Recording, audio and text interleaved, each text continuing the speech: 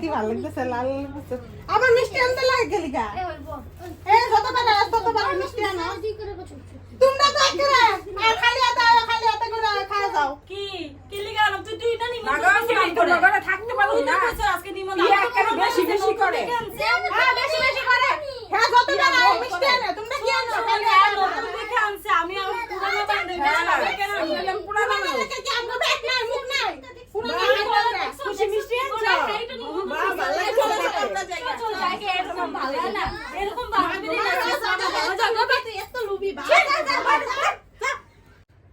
খালি আটা আইবো বের করতে কি বেশি কুছ দিন করে লাড্ডু খায় যাই না বাবা রাতবেলা নিমন্ত্রণ করুম নাকি ভাত খাও না